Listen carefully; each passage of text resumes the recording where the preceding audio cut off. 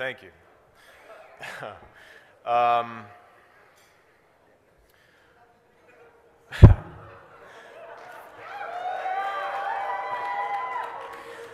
First and foremost, I want to personally thank the Human Rights Campaign for the incredible work that they've done and the work they continue to do.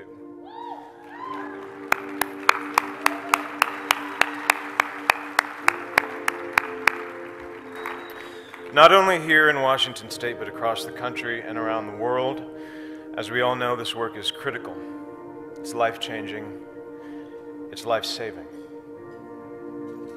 It is my great honor and privilege to be here tonight, to count myself a member of this community.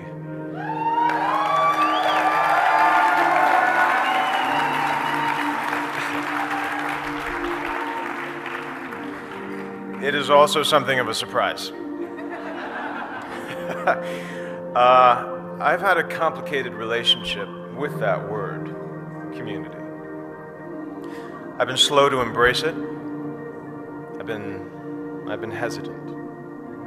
I've been doubtful. For many years, I could not or would not accept that there was anything in that word for someone like me, like connection and support, strength, warmth. And there are reasons for that. I wasn't born in this country. I didn't grow up in any one particular religion. I have a mixed race background, and I'm gay.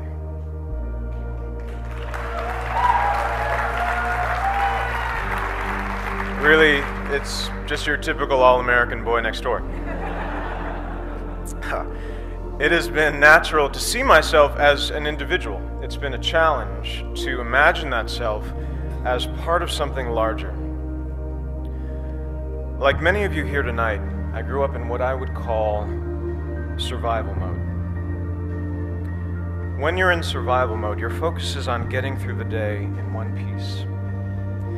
And when you're in that mode at 5, at 10, at 15, there isn't a lot of space for words like community, for words like us and we.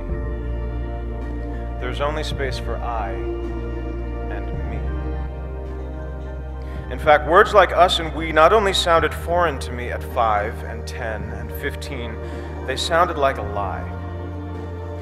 Because if us and we really existed, if there was really someone out there watching and listening and caring, then I would have been rescued by now. That feeling of being singular and different and alone carried over into my 20s and into my 30s. When I was 33, I started working on a TV show that was successful not only here in the States but also abroad, which meant over the next 4 years I was traveling to Asia, to the Middle East, to Europe, and everywhere in between. And in that time, I gave thousands of interviews. I had multiple opportunities to speak my truth, which is that I was gay. But I chose not to. I was out privately to family and friends, to the people I'd learned to trust over time, but professionally. Publicly, I was not. Asked to choose between being out of integrity and out of the closet, I chose the former. I chose to lie. I chose to dissemble. Because when I thought about the possibility of coming out, about how that might impact me and the career I'd worked so hard for, I was filled with fear. Fear and anger, and a stubborn resistance that had built up over many years. When I thought about that kid somewhere out there who might be inspired or moved by me taking a stand and speaking my truth, my mental response was consistently, no thank you. I thought, I've spent over a decade building this career, alone, by myself. And from a certain point of view, it's all I have. But now I'm supposed to put that at risk, to be a role model, to someone I've never met, who I'm not even sure exists. That didn't make any sense to me. That did not resonate at the time. Also, like many of you here tonight, growing up I was a target. Speaking the right way, standing the right way, holding your wrist the right way. Every day was a test, and there were 1,000 ways to fail. 1,000 ways to betray yourself, to not live up to someone else's standard of what was acceptable, of what was normal. And when you failed the test, which was guaranteed, there was a price to pay. Emotional, psychological, physical. And like many of you, I paid that price. More than once, in a variety of ways. The first time I tried to kill myself, I was 15. I waited until my family went away for the weekend, and I was alone in the house, and then I swallowed a bottle of pills. I don't remember what happened over the next couple of days, but I'm pretty sure come Monday morning, I was on the bus back to school, pretending everything was fine. And when someone asks me if that was a cry for help, I say no, because I told no one. You only cry for help if you believe there's help to cry for. And I didn't. I wanted out. I wanted gone. At 15. I and me can be a lonely place, and it will only get you so far. By 2011, I'd made the decision to walk away from acting and many of the things I'd previously believed so important to me. And after I'd given up the scripts and the sets which I dreamed of as a child, and the resulting attention and scrutiny which I had not dreamed of as a child, the only thing I was left with was what I had when I started. I and me. And it was not enough.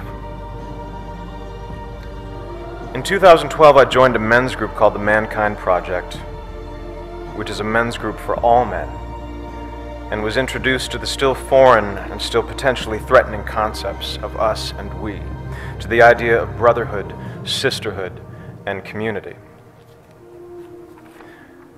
And it was via that community that I became a member and proud supporter of the Human Rights Campaign.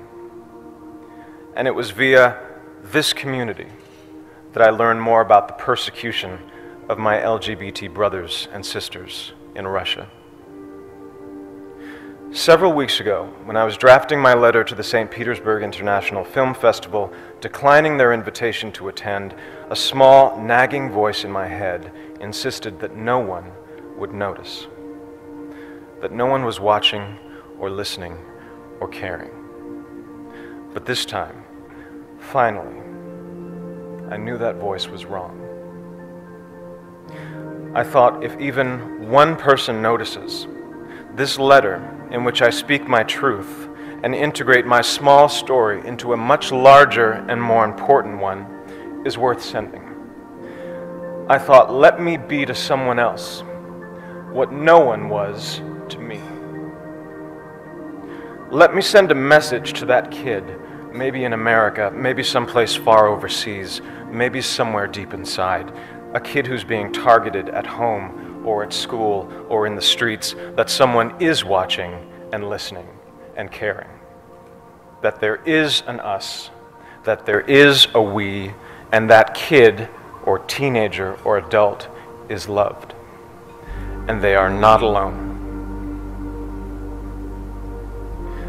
I am deeply grateful to the Human Rights Campaign for giving me and others like me the opportunity and the platform and the imperative to tell my story, to continue sending that message, because it needs to be sent over and over again until it's been heard and received and embraced, Not just here in Washington State, not just across the country, but around the world, and then back again, just in case we miss someone.